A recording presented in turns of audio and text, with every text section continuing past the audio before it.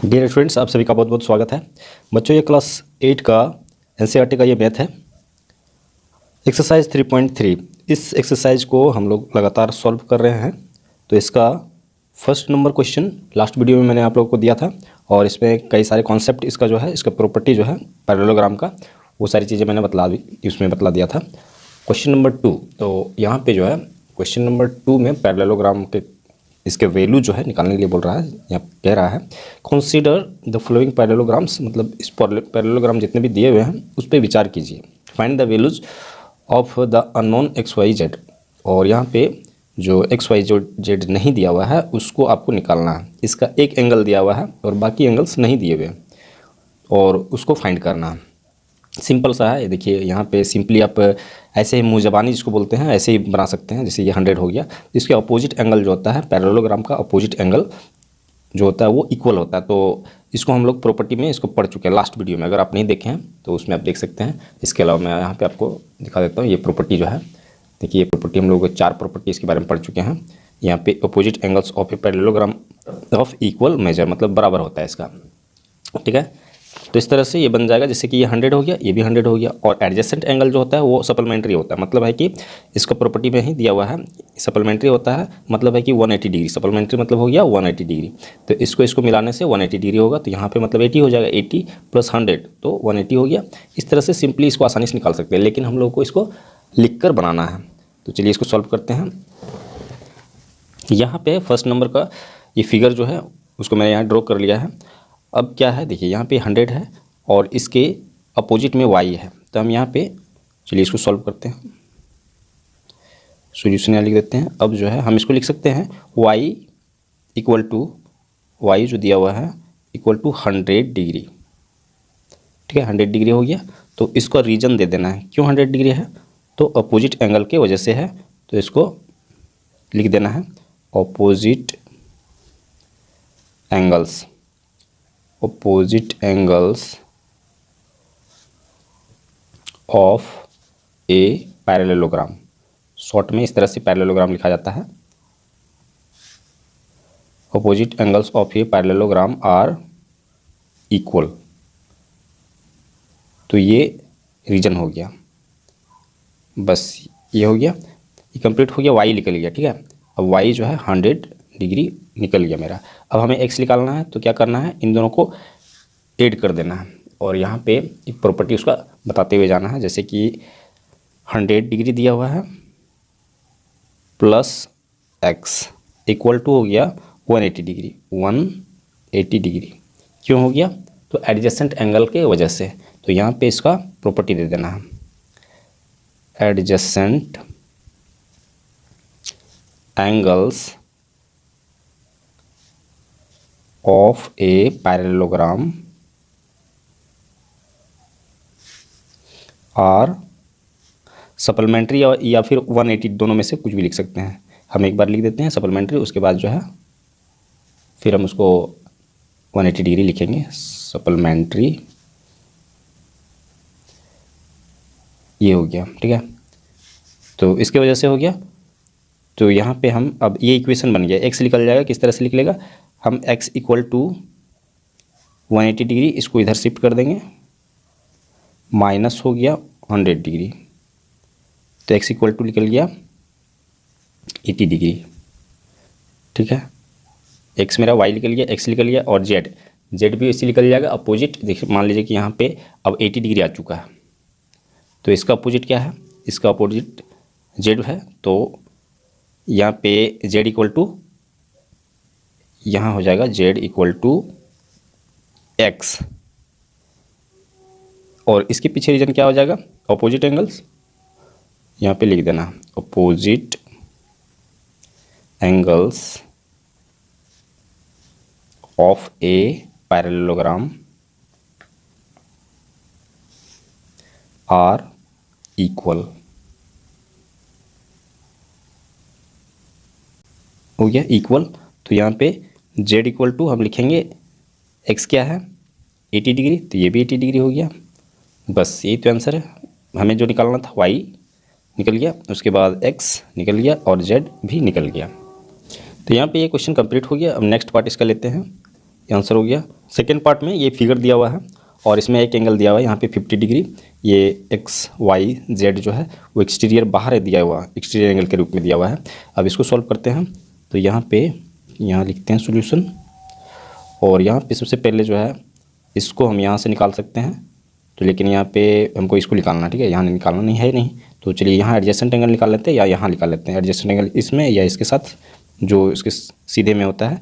तो यहाँ पे इसको लेते हैं 50 डिग्री ऑलरेडी हमारे पास है, प्लस एक्स ये इक्वल टू हो गया 180 डिग्री, एडजेसेंट है।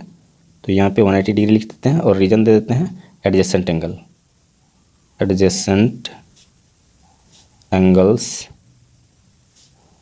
Of a parallelogram are equal, नहीं सप्लीमेंट्री 180 डिग्री, ठीक है। तो 180 डिग्री हम लिख देते हैं, लास्ट में सप्लीमेंट्री लिखे थे, यहाँ पे 180 डिग्री लिख दिए। अब जो है हमें एक्स निकालना है, इक्वेशन के रूप में बन गया है। तो एक्स हम रखते हैं और 50 को इधर ले आते हैं। तो 180 डिग्री ऑलरेडी है मेरे पास, ये इधर आके 50 हो जाएगा, -50 हो गया। तो एक्स इक्वल टू निकल गया, इसमें से 50 चला गया तो 30 बच गया 130। तो 130 डिग्री एक्स निकल गया हमारा, और एक्स के अपोजिट में है वाई। इसका मतलब है कि वाई जो है एक्स की इक्वल है, तो ये 130 है, तो ये भी 130 है, ठीक है। ये 130 में मिल गया है। तो हम यहाँ पे लिख देते हैं y इक्वल टू एक्स, और यहाँ पे इसका प्रॉपर्टी लिख देते हैं opposite angles, opposite angles of a parallelogram are equal, ये हो गया। तो y इक्वल टू क्या हो गया, y इक्वल टू 130 डिग्री। अब जो है यहाँ पे दिखाना है, इसको z को दिखाना है। तो इसमें क्या है कि देखिए यहाँ पे ध्यान देना है, 7 क्लास में हम लोग पढ़ चुके हैं। जैसे कि ये इसको अगर एक्सटेंड कर देते हैं, इसको एक्सटेंड कर देते हैं, ये एक ये लाइन और ये लाइन, ये दोनों पैरेलल लाइन हो गया, ठीक है। ये पैरेलल लाइन हो गया और ये जो है इसका ट्रांसवर्सल हो गया। इस तरह से हम लोग पढ़ चुके हैं। जैसे कि इस तरह से सपोज ये हो गया और ये हो गया, इसमें एक सीधी लाइन जो है यहाँ पे एक ट्रांसवर्सल कोई काटता है, इसको कहते हैं। तो यहाँ पे एक लाइन इसको काट दिया, ठीक है। तो अब इसमें इसको ऐसे पलट के मैं आपको बतला रहा हूँ। देखिए यहाँ पे जो है इसमें क्या है, ये एंगल और ये एंगल इक्वल होता है।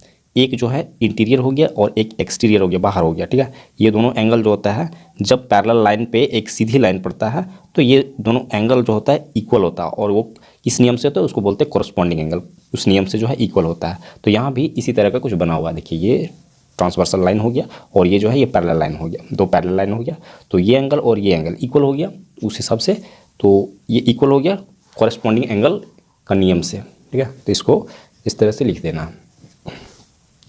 तो यहाँ पे z इक्वल टू एक्स, और इसका नियम क्या हो गया, इसका प्रॉपर्टी दे देना है कोरस्पॉन्डिंग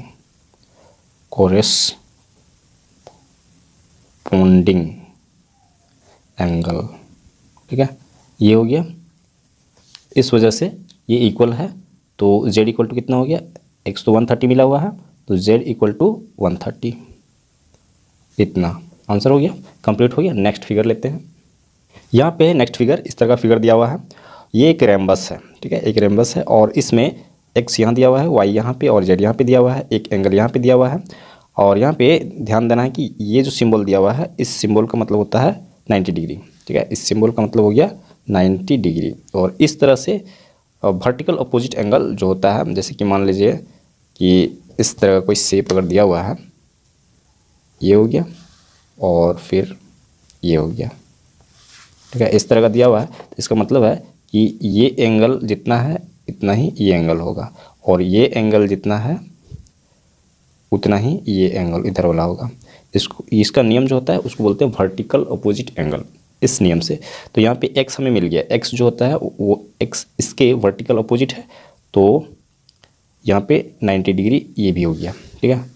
यहाँ 90 तो ये भी 90, तो हम लिखते हैं यहाँ पे सॉल्यूशन में x इक्वल टू 90 डिग्री, तो किस नियम से हुआ, नियम आपको लिखना होगा। तो यहाँ पे लिख देना है वर्टिकल ऑपोजिट एंगल, इस नियम से हुआ। एक्स हमें मिल गया। उसके बाद यहाँ पे एक ट्रायंगल बना हुआ है, देखिए यहाँ पे एक ट्रायंगल बना हुआ है और ट्रायंगल में जो है वो 3 एंगल्स मतलब सम ऑफ एंगल सम प्रॉपर्टी जो होता है उसके नियम से 180 डिग्री होता है इसका। तो यहाँ पे हम लिखते हैं x प्लस वाई प्लस 30, तीनों इसको ऐड करेंगे तो हमें क्या मिलेगा 180 डिग्री। और ये किस नियम से होता है, एंगल सम प्रॉपर्टी, ठीक है। तो यहाँ पे हम नियम को लिख देते हैं एंगल्स सम प्रॉपर्टी। ये कंप्लीट हो गया। उसके बाद जो है यहाँ पे ये इक्वेशन के रूप में हो गया, ठीक है। तो x तो हमारे पास है ही, ये 90 है, प्लस y हमारे पास नहीं है तो y हम निकालेंगे इसमें, और ये 30 दिया हुआ है 180 डिग्री। तो यहाँ पे ये हो गया 9 3 12 मतलब 120, तो 120 degree plus y equal to 180 degree हो गया। और अब y को हमें निकालना है तो y को हम इधर रखेंगे और 120 को इधर ले आएंगे, तो 180 माइनस 120 तो बच कितना गया 60, तो y इक्वल टू 60 डिग्री हो गया। तो y हमारा निकल गया। अब जो है 2 निकल गया, यहाँ पे हो गया 60, y 60 डिग्री हो गया। अब हमें निकालना है z, इसका वैल्यू निकालना है। तो यहाँ ध्यान देना है, यहाँ पे फिर वही नियम अप्लाई हो रहा है। यहाँ पे देखिए, यहाँ पे ये जो है इसको एक्सटेंड करते हैं सपोज, और इसको एक्सटेंड करते हैं, ये पैरेलल लाइन है, ये दोनों पैरेलल लाइन है, और इस पे एक ट्रांसवर्सल ये है, ठीक है। ट्रांसवर्सल जो है इसको एक्सटेंड कर लेते हैं, ये ट्रांसवर्सल हो गया। अब जो है यहाँ पे और यहाँ पे, ठीक है, तो कैसे होगा, सपोज अभी आप लोगों को यहाँ पे एक और ड्राइंग कर देते हैं। यहाँ पे हो गया, ये हो गया, और इसमें एक लाइन स्लेंट लाइन जो है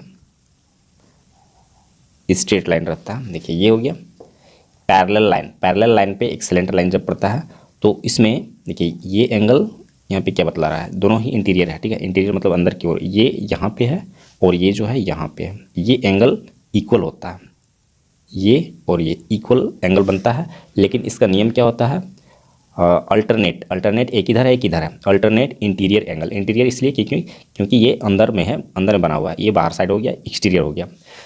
तो यहाँ पे हम अब लिख सकते हैं, क्या लिख सकते हैं, z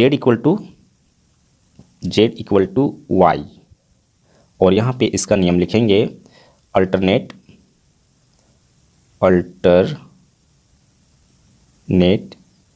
इंटीरियर, ठीक है, इंटीरियर एंगल, ये हो गया। तो z इक्वल टू y तो मेरे पास है ही, तो z इक्वल टू क्या हो गया 60 डिग्री है तो 60 डिग्री हो जाएगा, 60 डिग्री। और ये हो गया इसका आंसर, हमें मिल गया x मिल गया और y मिल गया और z भी मिल गया, कंप्लीट हो गया। नेक्स्ट फिगर लेते हैं। नेक्स्ट फिगर हमारे पास ये दिया हुआ है और यहाँ पे एक एक्सटीरियर एंगल दिया हुआ है, z जो है वो एक्सटीरियर बाहर में है, ठीक है। तो यहाँ पे सबसे पहले हम y निकाल लेते हैं, y जो है इजीली निकल जाएगा, y इक्वल टू 80 डिग्री। क्योंकि ऑपोजिट एंगल्स, यहाँ पे लिख देना है opposite angles of a parallelogram are equal, ये हो गया। उसके बाद यहाँ पे 80 डिग्री निकल गया। अब इसे निकालना है तो हम यहाँ पे 80 degree plus x equal to 180 degree, और इसका प्रॉपर्टी हो जाएगा एडजेसेंट एंगल। तो यहाँ पे लिख देना है adjacent angles of a parallelogram are supplementary लिख सकते हैं या 180 डिग्री लिख सकते हैं, तो 180 डिग्री लिख देते हैं यहाँ पे, ये हो गया। तो ये इक्वेशन बन गया, ठीक है। तो यहाँ पे क्या कर सकते हैं, x equal to 180 degree minus 80 degree. तो x इक्वल टू हमारा निकल गया 100, x निकल गया 100 डिग्री। यहाँ पे हम 100 लिख देते हैं। और ये जो है, जैसे कि अभी मैंने बताया था, ये सपोज कि ये जो है एक्सटेंड करते इसको, तो ये पैरेलल लाइन हो गया, ठीक है। ये पैरेलल लाइन हो गया, ये तो सीधा सीधी बना हुआ है, आप लोगों को समझ में आ रहा होगा। और ये लाइन जो है ये ट्रांसवर्सल लाइन हो गया इसका। तो इसमें जो है ये एंगल और ये एंगल, ये एक इंटीरियर है और एक एक्सटीरियर है। इस तरह का एंगल एक ही साइड की ओर रहता है, एक इंटीरियर एक एक्सटीरियर, तो उसको कोरस्पॉन्डिंग एंगल बोलते हैं। तो ये उस हिसाब से इक्वल हो गया, ठीक है। तो यहाँ पे हम z इक्वल टू लिखते हैं, z इक्वल टू 80 डिग्री। इसका प्रॉपर्टी हो गया कोरस्पॉन्डिंग। तो यहाँ पे हमें लिख देना है कोरस्पॉन्डिंग एंगल। ये हो गया, कंप्लीट हो गया हमारा। y निकल गया, x निकल गया और z निकल गया। अब लास्ट एक बचा हुआ है। लास्ट फिगर ये दिया हुआ है और इसमें यहाँ पे देखिए ये x दिया हुआ है, ये y यहाँ पे है और z यहाँ पे, इसको निकालना है। और हमारे पास जो है ये एक ट्रेंगल के रूप में इसको जो है काट दिया गया है, एक रेम्बस का फिगर है ये, और इसका डायगोनल्स दिया हुआ है, और जिसके वजह से ये दो ट्रेंगल के रूप में बन गया है। फिर भी जो है हम इस तरह से निकाल सकते हैं, जैसे कि ये एंगल का अपोजिट y हो गया, तो y भी 112 हो जाएगा, 112। तो हम सबसे पहले यहाँ पे लिख देते हैं y इक्वल टू 112, इतना डिग्री हो गया। और इसका प्रॉपर्टी हो जाएगा, ये ऑपोजिट एंगल हो जाएगा, ठीक है। ऑपोजिट एंगल्स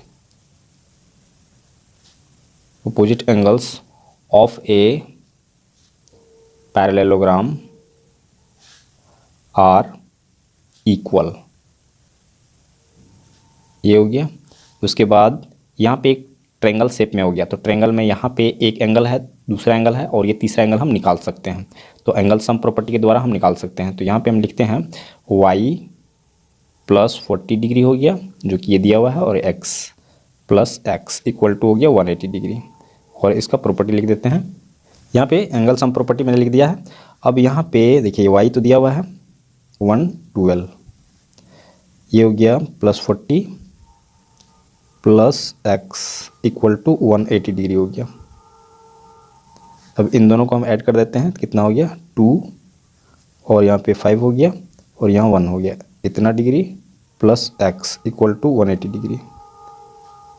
अब हमें x इक्वल टू निकालना है, तो 180 डिग्री माइनस 152 डिग्री कितना हो जाएगा। तो यहाँ पे x इक्वल टू हो गया, x इक्वल टू 28 डिग्री। यहाँ पे हमें मिल गया ये 28 डिग्री।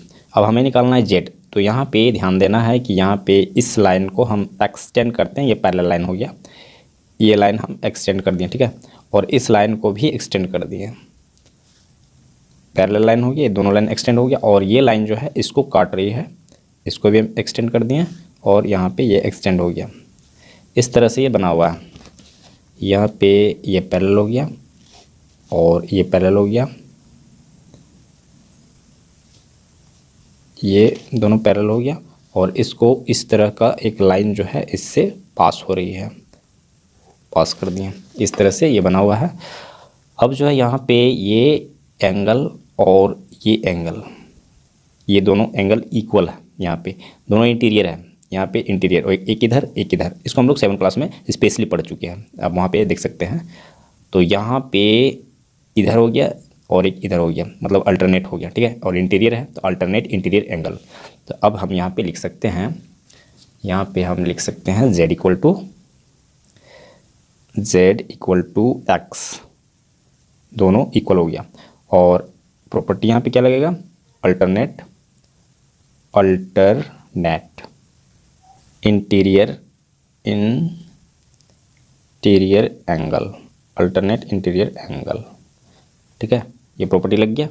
तो z इक्वल टू क्या हो गया, z इक्वल टू x का वैल्यू है 28, तो ये भी 28 हो जाएगा, 28 डिग्री कंप्लीट हो गया। यहाँ पे हमें मिल गया है y मिल गया, x मिल गया और z मिल गया। नेक्स्ट क्वेश्चन के लिए हम लोग नेक्स्ट वीडियो पे चलेंगे।